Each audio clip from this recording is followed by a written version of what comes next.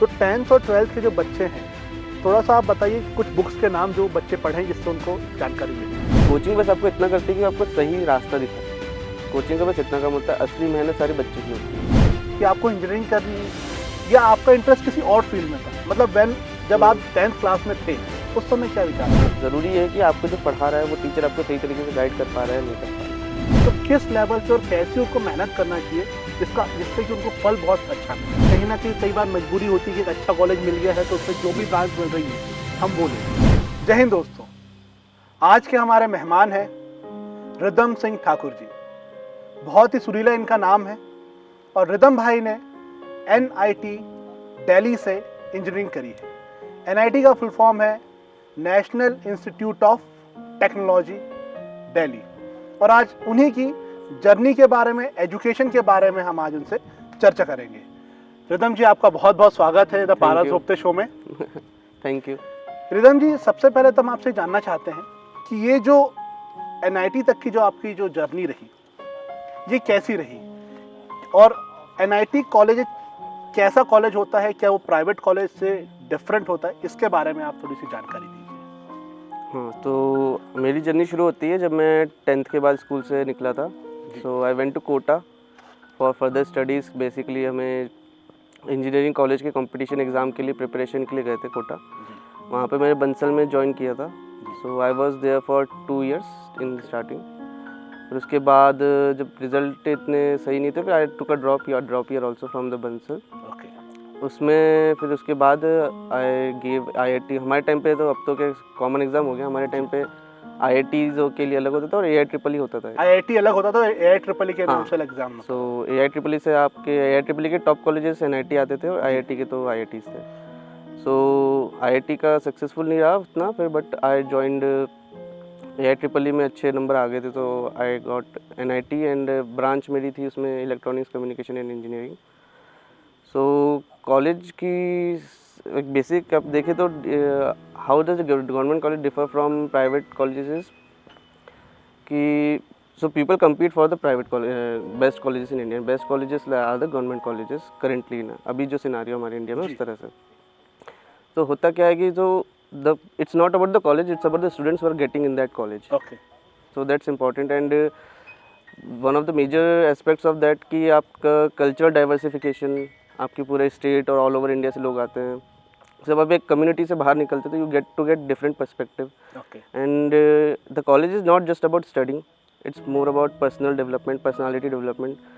So college देखते time आपको सबसे ज़रूरी यही चीज़ होती है कि आपको उसका डाइवर्सिफिकेशन, कितनी डाइवर्सिटी है उस कॉलेज में, कितने रिसर्चेज हैं, इन सब चीज़ों पे फोकस करना चाहिए। So that's where IITs and NITs gets above other colleges, other private colleges. Okay. मेरा एक छोटा सा सवाल ये है, सबसे पहले तो मैं आपसे एक निवेदन करूँगा कि चूँकि हमारे जो शो का जो टारगेट है और जो हम चाहते हैं उद्देश्य है कि हम ज़्यादा से ज़्यादा ग्रामीण तबकों के बच्चों के पास पहुँचे, तो मैं आपसे निवेदन करना चाहूँगा कि हम इसमें ज़्यादा से ज़्यादा हिंदी वर्ड्स का उपयोग करें ताकि उन तक हमारा संदेश पहुँच सके। आपकी जो जर्नी रही इसमें क्या आपके दिमाग में शुरुआत से ये क्लियर था कि आपको इंजीनियरिंग करनी है या आपका इंटरेस्ट किसी और फील्ड में था, मतलब जब आप 10th क्लास में थे उस समय क्या विचार था? तो ये आपने काफ़ी अच्छा क्वेश्चन पूछा जी। इसका जवाब मैं इस तरह से देना चाहूँगा कि उस टाइम पे, हमारे टाइम पे आप देखो तो 2010 की बात है ये, 2009-10। तो उस टाइम पे बेसिकली क्या होता था, अगर आप पढ़ाई में थोड़े अच्छे हो तो आपका फोकस करा जाता है कि आप किसी इंजीनियरिंग कॉलेज में इस तरह से जाएंगे। तो आप जो बात कर रहे हो ऑप्शंस की कि क्या मेरा इंटरेस्ट था, तो वो चीज़ तो हमने कभी इतनी सोची नहीं। उसको मैथ्स में अच्छे थे तो हम मतलब वही जो हम भेड़ चाल की जो एक बात करते हैं, हाँ, कह सकते हैं इस तरह से, है ना, उसी तरीके से आप एक ब्रिलियंट स्टूडेंट्स थे, आपके 10th में अच्छे परसेंटेज आए तो आप मैथमेटिक्स आपने चूज़ करा और उसमें भी अच्छा कर लिया, भगवान की दया से सब ठीक था। तो मतलब पढ़ाई अच्छी हो गई, वहाँ से भी निकल गए। लेकिन मेरा सवाल ये कि आपका क्या किसी और फील्ड में इंटरेस्ट था या इंजीनियरिंग में इंटरेस्ट था? उसमें आऊँगा तो जैसे अब कॉलेज करा तो कॉलेज में जाने के बाद हमने देखा कि आप वहाँ पे सिर्फ पढ़ाई नहीं करते, वहाँ पे और भी एक्टिविटीज़ करते हो। आप इकोनॉमिकल एक्टिविटीज़ करते हो, आप कल्चरल एक्टिविटीज़ करते हो, लोगों से मिलते हो, तो आपको बहुत कुछ पता चलता है दुनिया के बारे में, दुनिया कैसे काम करती है। तो वहाँ पे जाके आपको पता चलता है कि आप ज़रूरी नहीं कि जिस ब्रांच में या जिस फील्ड में पढ़ रहे हो आपको वही आपका इंटरेस्ट हो, आप उससे भी अलग कुछ कर सकते हो वहाँ पे, और उस चीज़ में आप आगे चल के कुछ जॉब या फिर इस तरह से बिजनेस कुछ भी उससे मतलब आप कमाई भी कर सकते हो। अपने इंटरेस्ट से। तो कॉलेज के टाइम पे तो मुझे इतना समझ में आ गया था कि इंजीनियरिंग लाइफ जो है मतलब जिस तरह से होती है एक प्रॉपर जॉब, वो मेरे को इतना समझ में नहीं आता था। सो बट स्टार्ट तो मैंने एक प्राइवेट इंडस्ट्री से किया। जी। सो कॉलेज के बाद I also did a PG, मैंने पीजी डिप्लोमा का कोर्स किया अच्छा, पुणे से। तो वो काफ़ी अच्छा कोर्स है, मतलब वो सीडेक। किस स्ट्रीम में किया आपने? हाँ, वो मैंने कंप्यूटर साइंस में किया था, बिकॉज इलेक्ट्रॉनिक्स एंड कम्युनिकेशन का जो है हमारे इंडिया में जी। उतना अच्छा वो कंपनीज़ का उस तरह से नहीं है कि आप सारे कवर करते हो, कि मतलब कि वो आके आपके कॉलेज में होते हैं। बहुत कम लोग उसमें जा पाते हैं, और इलेक्ट्रॉनिक्स के ज़्यादातर बच्चे या तो कहीं और कुछ और एमबीए करते हैं या फिर मैंने भी ये दूसरे चीज़ कर देखी सकते है। हैं, या फिर वो ये चीज़ देखते हैं कि कंप्यूटर साइंस या फिर किसी इस तरह से कोई चीज़ में जा सके। क्योंकि कंप्यूटर साइंस का क्या होता है कि इलेक्ट्रॉनिक्स में साथ साथ आप थोड़ा बहुत कंप्यूटर भी पढ़ते हो। जी। तो उसके बाद तो सीडेक क्या है, सीडेक इंस्टीट्यूट के बारे में थोड़ा बताना चाहूँगा। उसने जी। हमारा जो सुपर कंप्यूटर इंडिया का परम, वो उन्हीं लोगों ने बनाया था। तो उन लोगों ने ये देखा। तो कॉलेज के बाद होता क्या है कि जैसे कॉलेज ख़त्म होता है और जो कंपनी में आप जॉब करते हो, तो उसमें एक बहुत बड़ा डिफरेंस है, गैप होता है राइट। कि आपको वहाँ क्या चाहिए और कॉलेज में क्या सिखाते हैं, उसमें बहुत ज़मीन आसमान का अंतर होता है। बिल्कुल, बिल्कुल सही बात। तो ज़मीन आसमान को अंतर को भरने के लिए उन लोगों ने एक पीजी डिप्लोमा कोर्स शुरू किया 6 महीने का। जी। तो वहाँ गया था, तो वहाँ से मैंने जो काफ़ी कुछ सीखा है, वहाँ पे बहुत कुछ सीखा अपने जॉब से रिलेटेड। कॉलेज में मैंने ज़्यादातर सीखा कि ये मतलब लाइफ की पर्सपेक्टिव, लाइफ को कैसे देखना चाहिए, आप क्या क्या अचीव कर सकते हो, क्या क्या आपके पास ऑप्शन हैं। बेसिकली आपकी सोच खुलती है जी। कॉलेज में जाने से। तो इस तरह से शुरू हुआ था। और फिर अभी मेरा जैसे 2-3-4 साल जॉब के बाद मुझे समझ में आता है कि जॉब ये सिर्फ एक अकेली अपॉर्चुनिटी नहीं है, और लाइफ में आपको बहुत सारी अपॉर्चुनिटीज़ मिलती रहती है। बिल्कुल सही बात। तो आपके पास हमेशा ये ओपननेस रहती है कि आप किस फील्ड में जाना चाहते हैं, क्या है। आप जो है हमेशा अपना करियर को दूसरे डायरेक्शन में ले जा सकते हो, अगर आपकी विल अच्छी हो तो। सो अभी जैसे प्राइवेट इंडस्ट्री में काम करने के बाद मुझे समझ में आया कि मुझे अपना कुछ स्टार्ट करना चाहिए। जी। कि मुझे क्या लगता है कि किस तरह से समाज को मैं क्या ऐसा दे सकता हूँ जो मेरे पास है, और जो उससे समाज को फ़ायदा हो सकता है। तो करंटली मैं उसी चीज़ पे काम कर रहा हूँ अभी। जब आपका एनआईटी में सिलेक्शन हुआ, एआई हम्म। ट्रिपल ई में आपका जो सिलेक्शन हुआ, चूंकि अभी शायद उसके नाम भी चेंज हो गए हैं, JEE के हाँ, थ्रू बच्चे जॉइंट एनआईटी, एंट्रेंस एग्ज़ाम। हाँ, हाँ, मतलब IIT ट्रिपल ई सब उससे जाते सब हैं। उसी से जाते हैं। तो जब आपका सिलेक्शन हो गया, उसके बाद में जब ब्रांच चूज करने की बारी आई, हम्म। क्योंकि हमारा जो मेन फोकस है वही है कि जो आप सेगमेंट चूज करें जिसमें आपको अपना करियर बनाना है, उस समय आपकी क्या सोच थी? क्या आपको आपके मन मुताबिक ब्रांच मिल गई, या कहीं ना कहीं कई बार मजबूरी होती है कि एक अच्छा कॉलेज मिल गया है तो उसमें जो भी ब्रांच मिल रही है हम वो ले लें, तो उस समय क्या परिस्थितियाँ थी? तो इस परिस्थिति इस तरह से थी कि देखिए, आपकी जिस रैंक होती है और जो होती है, तो एक तरफ से हो जाता है कि आपको एक चीज़ चूज़ करनी पड़ती है। मतलब या तो आप एक अच्छा कॉलेज लेंगे तो शायद आप ब्रांच में थोड़ा सा कॉम्प्रोमाइज़ करें, राइट। या फिर आपको ब्रांच अच्छी चाहिए अगर आप करियर फोकस्ड हैं। मतलब अगर आपको ये चीज़ क्लियर हो। तो मेरे केस में तो ऐसा था कि उस टाइम पे हमारा फोकस इतना था कॉलेज में जाने का, उस टाइम पे हमें इतना पता था कि आप जितने जैसे अपनी मेन ब्रांचेज़ होती हैं, कोर ब्रांचेज़ होती हैं, जैसे CSE, इलेक्ट्रॉनिक्स, इलेक्ट्रिकल, ये कोर ब्रांचेज़ में आ जाती हैं। तो इन लोगों के इन ब्रांचेज़ का फंडा ऐसा होता है कि आप इनमें जाएंगे तो आपके शॉर्ट चांसेस है कि आपको एक जॉब तो आराम से मिल जाएगा। तो हमारे लेते टाइम पे फोकस इसी चीज़ पे था कि हम कैसे कौन सी अच्छे से ब्रांच ले सकें अच्छे से अच्छे कॉलेज में। तो उस टाइम पे हम जब चॉइसेस भरते हैं तो वही ऑप्शन होता है कि आप सबसे पहले अच्छा कॉलेज अब देखते हैं और उसमें ब्रांच भरते हैं। तो मेरा फोकस ब्रांच का था, कॉलेज का कम था, क्योंकि ब्रांच काफ़ी ज़्यादा इंपॉर्टेंट होती है। तो उस तरह से मुझे NIT दिल्ली में इलेक्ट्रॉनिक्स मिल गया था। जी। बाकी उसके बाद की जर्नी तो पूरी अलग है। तो जैसा आपने अभी बाद में बताया हाँ। कि इलेक्ट्रॉनिक्स वालों के उतने ज़्यादा स्कोप्स नहीं है, तो फिर आपने क्यों, उस समय क्या आपको पता नहीं था जब आप ब्रांच चूज कर रहे हाँ, थे? तो ये बहुत बड़ा डिलेमा था उस टाइम पे कि ब्रांच कौन सी लेनी चाहिए, क्या है। तो CSE थोड़ी ज़्यादा आप देखोगे तो डिमांडिंग रहती है। जी। तो अगर मैं CSE के लिए जाता तो मुझे वो थोड़ा कॉलेज में कॉम्प्रोमाइज़ करना पड़ता। कॉम्प्रोमाइज करना और पड़ता। जैसे मैंने आपको बताया था कि EC में रह के भी आप CSE की जॉब्स में क्रैक कर सकते हो। जी। सो उसी पर्सपेक्टिव को एक ध्यान में रखते हुए, और EC भी एज अ ब्रांच खुद में काफ़ी अच्छी है अगर आप उसमें एक्सप्लोर करना चाहें।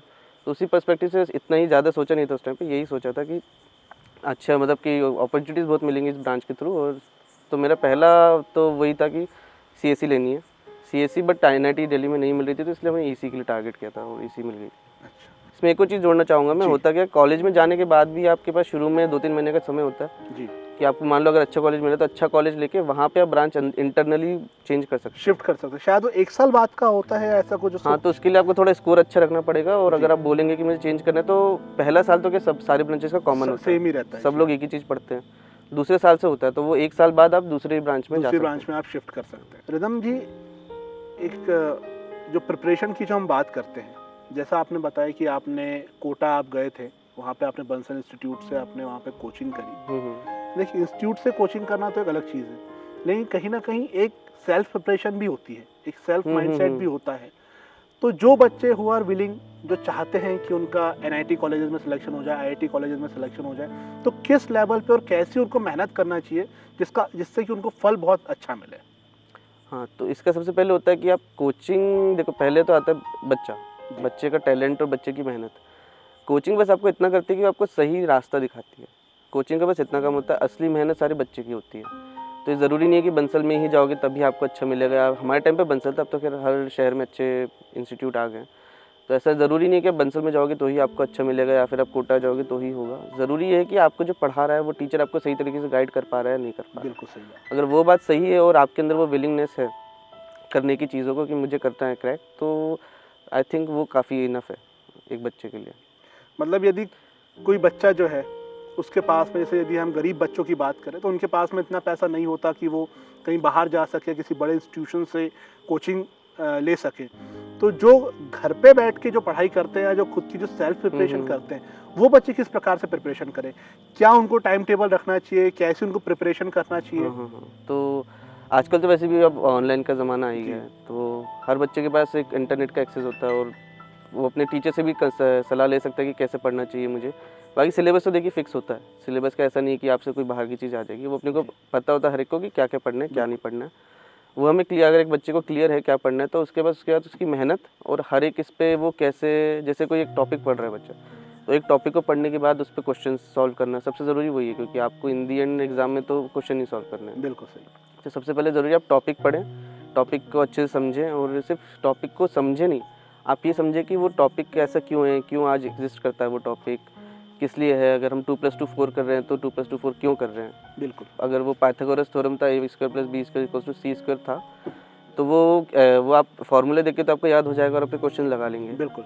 बट इम्पॉर्टेंट ये होता है कि आपसे 2 साल बाद वही 1 साल बाद वो चीज़ पूछेंगे तो आप शायद उतने अच्छे से ना बता पाए, क्योंकि आपने सिर्फ देख के पढ़ा था। अगर लेकिन आप उस चीज़ को समझे कि ऐसा क्यों करा था, क्या उसके पीछे प्रोसेस थी, अगर बच्चा इस चीज़ पे ध्यान दे, साथ ही साथ उसकी प्रैक्टिस करे। प्रैक्टिस सबसे ज़्यादा ज़रूरी होती है जी। किसी भी चीज़ में।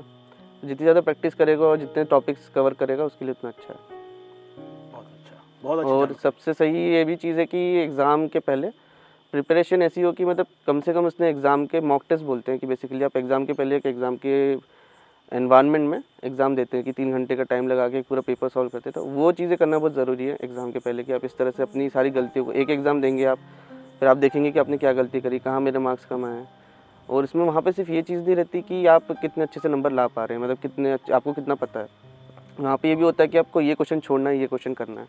वो चीज़ बहुत मैटर करती है क्योंकि समय की वहाँ पे लिमिट होती है। तो 10th और 12th के जो बच्चे हैं, थोड़ा सा आप बताइए कुछ बुक्स के नाम जो बच्चे पढ़ें जिससे उनको जानकारी मिले। अगर एक नाम मैं लूँगा, पहले मैं ये बताना चाहूँगा कि कैसे बुक्स में जो है बच्चा, हर एक के लिए अलग तरह की बुक्स होती है। हर एक बच्चा जैसे अलग होता है अपने आप में, उसलिए उसकी हर एक बुक, ऐसे कोई एक बुक नहीं है जो किसी एक सारे बच्चों के लिए चालू हो। बट जिस तरह का उसका इंटरेस्ट होगा, उसका इंटरेस्ट स्पेस में है तो स्पेस से रिलेटेड जैसे hitchhiker's guide to the galaxy, जैसे एलन मस्क था जो आपने नाम सुना ही होगा, तो वो उसको उसी बुक से प्रेरणा मिली थी। जी।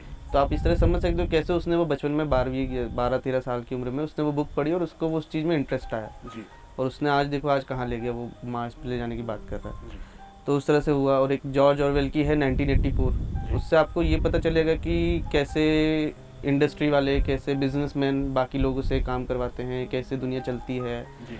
कैसे बाकी लोग दूसरे का फ़ायदा उठाते हैं दुनिया में। वो सब चीज़ें आपको क्लियर होंगी, कैसे एक पूरी सोसाइटी काम करती है, वो बुक है। और बाकी थोड़ा सा ये सब चीज़ें क्या पढ़ाई से होगी, आपकी तो समझदारी की होगी।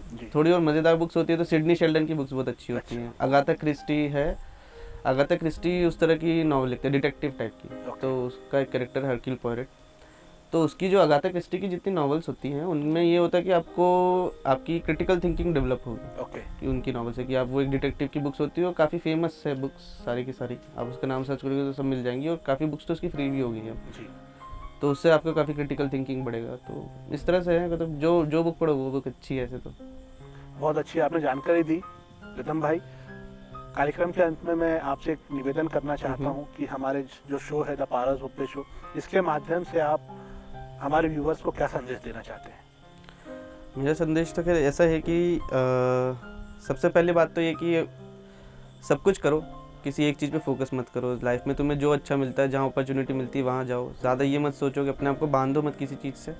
खुल के सोचो, खुल के विचार करो और हर ज़िंदगी में हर चीज़ को अपनाने की कोशिश करो। जो आता है उसको अच्छे एक विचार के साथ लो। तो वो चीज़ मैं कहना चाहूँगा। प्लस अपने करियर पे फोकस करें और ज़्यादा से ज़्यादा बुक्स पढ़ें। बहुत बहुत धन्यवाद रिदम भाई। उम्मीद करते हैं कि आज की जानकारी हमारे दर्शकों के काम में आएगी और हम उम्मीद करते हैं कि आगे भी ऐसे ही आपका मार्गदर्शन हमको मिलता रहेगा और हम समय समय पे आपको डिस्टर्ब करते रहेंगे हमारे बच्चों को, हमारे जो व्यूवर्स हैं उनको गाइड करने के लिए। मेरा बहुत बड़ा सौभाग्य इस तरह से बच्चों को बोलने के लिए मिल रहा है। जो मैंने सीखा है वो आज मैं उनको बता पा रहा हूँ। थैंक यू आपके माध्यम से। तो दोस्तों, आज हमारी मुलाकात हुई रिदम सिंह ठाकुर जी से, जिन्होंने हमें आज बहुत अच्छी इंजीनियरिंग फील्ड के बारे में जानकारी प्रदान करी। ऐसे ही आगे भी हम आपके लिए बहुत सारी जानकारी लेकर के आते रहेंगे, बहुत सारे अच्छे अच्छे और बेहतरीन एपिसोड्स बनाते रहेंगे। देखते रहिए द पारस भोपते शो। जय हिंद, जय भारत।